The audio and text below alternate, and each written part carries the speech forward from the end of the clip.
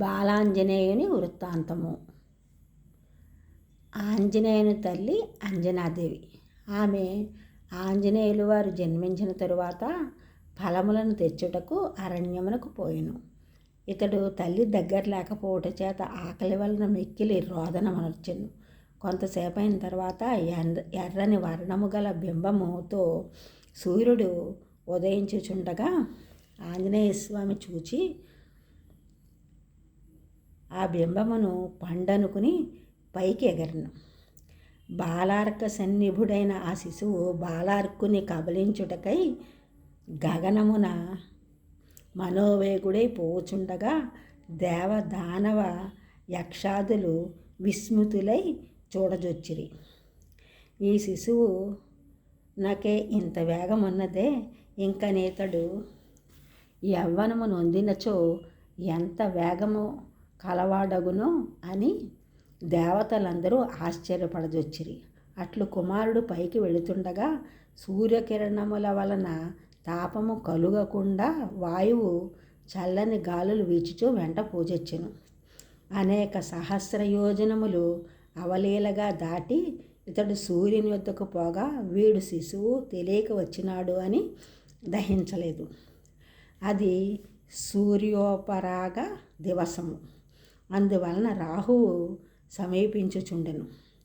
తనకు అడ్డముగా వచ్చుచున్న రాహువునితడు తోసివేశను. ఆ తోపునకు భయపడి రాహువు ఇంద్రుని వద్దకు పరిగెట్టి తనకంట బలమైన మరొక రాహువు సూర్యుని వైపు వచ్చుచున్నాడని మొరపెట్టుకొనెను. ఇంద్రుడు అదిరిపడి వెంటనే తన ఐరావతముపై రాహువును పురస్కరించుకుని బయలుదేరను.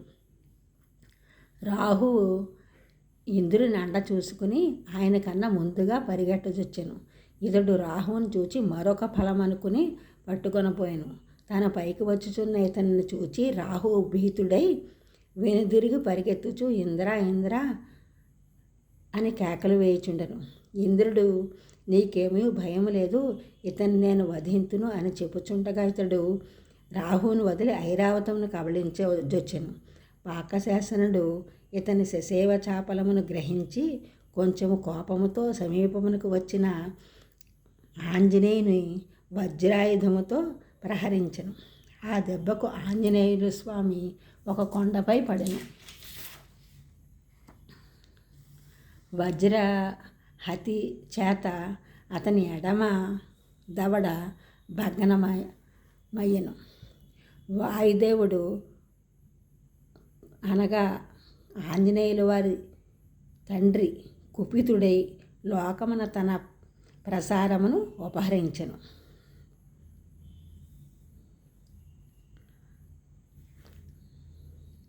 లోకమంతయు స్తంభించెను. దేవతలు బ్రహ్మ యుద్ధకు పోయి కలిగిన కష్టమును విన్నవించిరి. బ్రహ్మ దేవతలతో కూడా వాయుదేవుని వద్దకు వచ్చిరి. వాయుదేవుడు బ్రహ్మదేవునికి చూచి స్తుతించి 3 పర్యాయములు పాదములకు ప్రణమిల్లెను.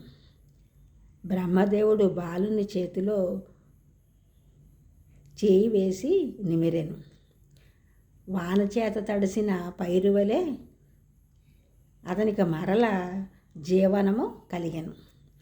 వెంటనే వాయుభట్టారకుడు సంతోషించి తన పవన తరంగములను లోకమున ప్రసరింపజేసెను.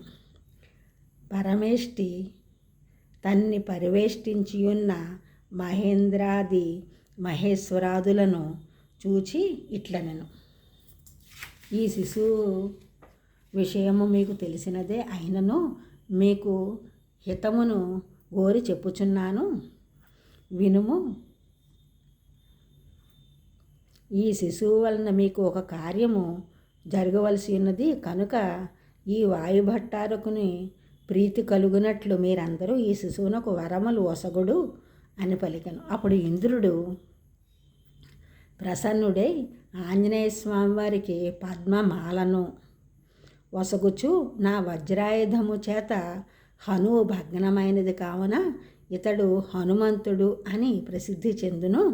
నా వజ్రాయుధము కూడా ఇతన్ని ఏమీ చేయజాలదు అని వరమొసగను. సూర్యుడు తన తేజస్సులో 100వ వంతు భాగమును ఇచ్చుచున్నాను.